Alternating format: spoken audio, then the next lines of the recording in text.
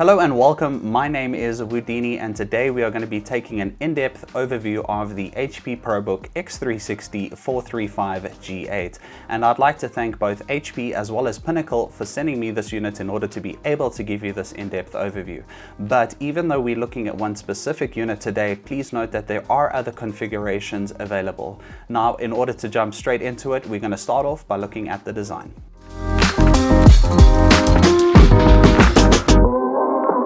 Let's start off with the design. Now, sustainability is extremely important to HP, so therefore from the packaging all the way through to the laptop unit itself, a large portion of its makeup is made from recycled materials. The laptop chassis is made from brushed aluminium, which does contribute to longevity, but also has a natural protection against leaving fingerprint marks all over the notebook. Looking at weight and dimensions, this laptop comes in at 1.45 kilograms and the dimensions are 30.85 by 22.89 by 1.79. As is in the name, it is an X360, so therefore the laptop has a full 360-degree rotation, so you can use it as a normal notebook or laptop, as well as use it as a tablet. Talking about the input outputs, this does have a micro SD card reader as well as two USB 3.1 Gen 1s located on either side. It does have HDMI 1.4b, which supports 4K at 30 Hz, and lastly, it does have USB Type-C charging. The display is a 13.3-inch Full HD touchscreen with IPS level display and bright view.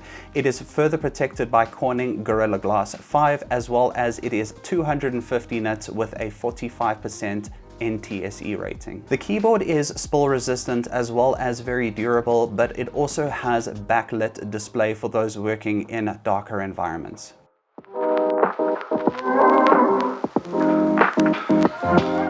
Moving on to the features, and I do have to bring up a video for this because this has a 2048 pressure touchscreen with integrated palm rejection technology. Now, as you can see when using the pen, if you're pushing softer, it leaves lighter lines, and if you're pushing harder, it leaves darker lines, but it must be noted that this depends on the type of software that's being used. Moving on to the cameras as spoken about in design, the primary camera is a 720p IR camera, and the secondary camera, or the world camera, that is for taking images. Now this has a 5 megapixel camera, and I'll show you the quality of some of the images that it took. So really cool for it to have two cameras and choice in that. Further on features, this laptop goes through 19 specific mil-grade 810H tests for durability. So that gives one level of comfort to know that the laptop that we are acquiring has gone through rigorous testing and will stand the test of time. Lastly, on features, this laptop charges via USB-C with the 45-watt charger that comes with the laptop.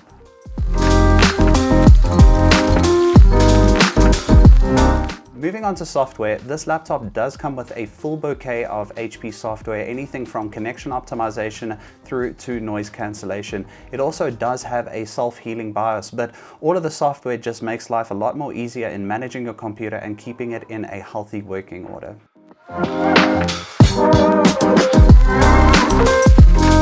Moving on to security, in an ever-mobile world, we are exposed to more and more threats when we are leaving the safety of our firewalls and networks at both home and work. So for this very reason, HP has taken this extremely seriously and developed protection from the BIOS all the way through to the operating system. Touching a little bit more on security, this laptop does come with HP Wolf protection, and that means that it has multiple layers, including HP Sure Start, HP Sure Click, as well as HP Sure Sense. Another added layer of protection, it does have an infrared camera with Windows Hello for both facial recognition as well as fingerprint access. There is also a privacy filter that is located on the frontal facing camera. Lastly, on security, this laptop does have a TMP 2.0 chip embedded into the PCB.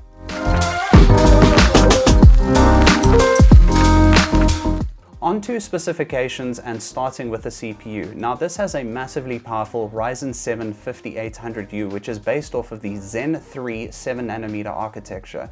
Its total cache is 20 megabytes. It has 8 cores and 16 threads, and the TDP is a low 15 watts, which actually adds or contributes to battery life.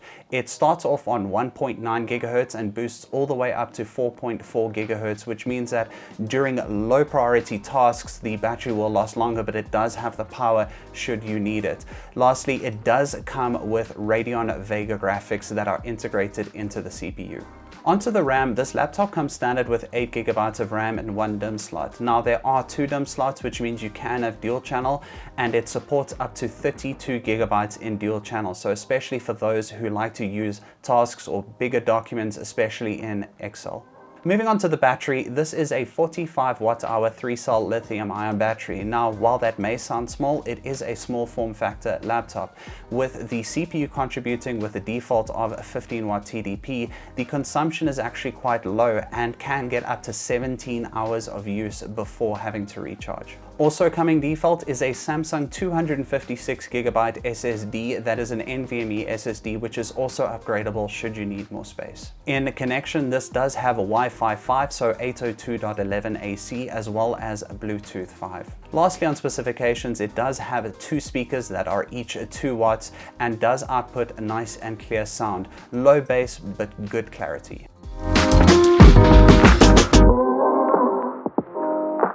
It is time to wrap up and finish. This laptop for a user case scenario can accommodate anybody in a low-level administrative position all the way up to a CEO of a company, just depending on the type of tasks that you're doing. If you are doing higher demanding tasks, it is advisable to upgrade the RAM, and if you are needing more storage, you would need to upgrade the storage. But overall, it is an extremely versatile and well put together machine, especially with that AMD processor. It really does perform.